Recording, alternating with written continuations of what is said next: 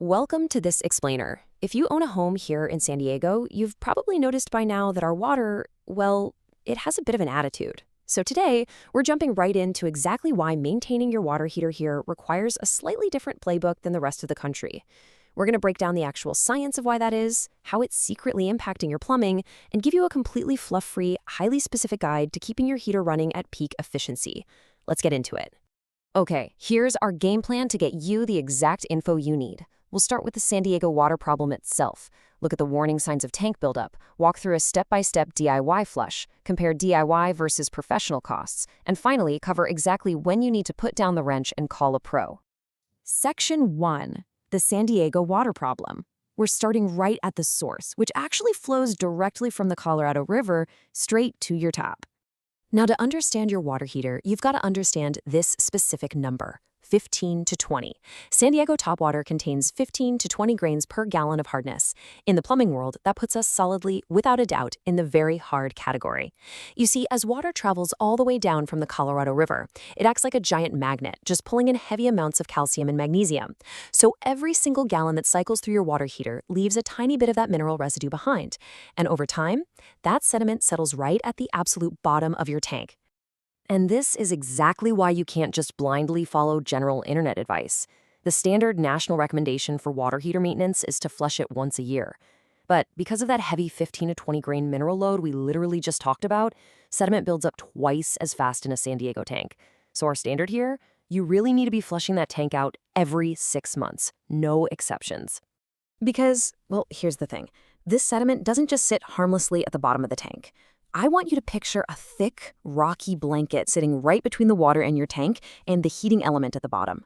That sediment actually insulates the water from the heat source. So what happens? Your unit is forced to run significantly longer and way hotter just to do the exact same job. It's actively working against your heater, jacking up your utility bills, and basically burning out the tank years before it's time. Moving on to Section 2, warning signs of tank buildup. Your tank will actually try to talk to you, so let's look at the clues it might be leaving behind in your garage right now. Your water heater is definitely not a silent appliance. It's going to try to warn you before it completely gives out.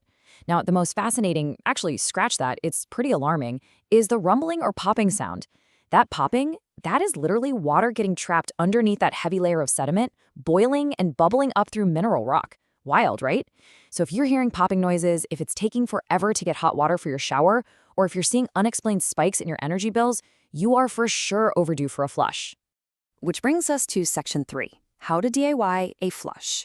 Fortunately, you have the power to fix this yourself, so let's walk through exactly how you can tackle this project.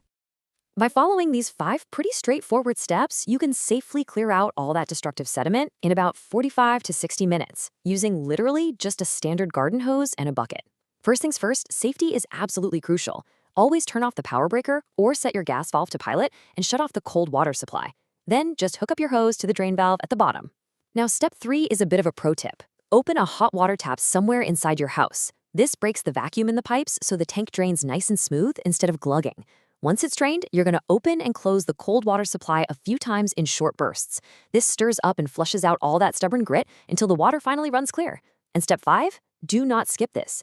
Close the valve and completely refill the tank with water before you turn the power or gas back on.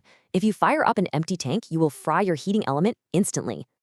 Okay, Section 4, DIY versus professional costs. Because let's be real, maybe you just don't have the time or the desire to tackle this yourself. Let's break down the economics.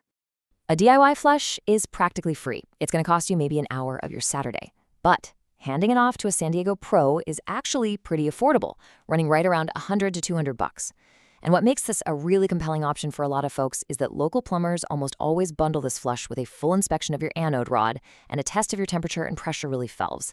It's basically a full health check for your most expensive plumbing appliance, all done in about an hour. Oh, and if you have one of those modern tankless units, keep in mind they are definitely not immune to San Diego's hard water.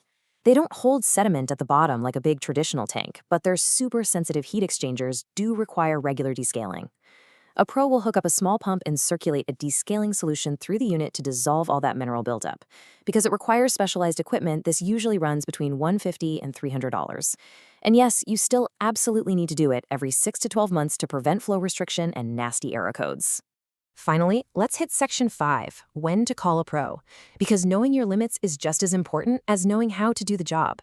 If you're attempting a DIY flush and you run into a stubborn, original plastic drain valve that feels like it might just snap off in your hand, stop right there.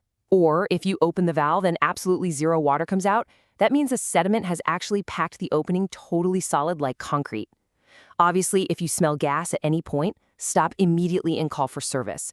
And hey, if your tank is older than 8 to 10 years, it might be time to have a professional evaluate if you're just sinking maintenance time into a unit that really needs to be completely replaced. These are your clear cues to stop forcing it and just call in a licensed plumber. So listen closely the next time you turn on the hot water or walk out to the garage. Are you hearing that weird popping sound? Is the shower taking just a little too long to heat up? Taking a proactive hour to flush out that heavy San Diego sediment today is literally the ultimate cheap insurance against a massive, unexpected repair bill tomorrow. Because think about it, if your water heater is struggling this much with our hard water, what do you think that water is doing to the rest of the pipes hidden inside your walls? Thanks so much for joining me for this explainer, and we'll catch you next time.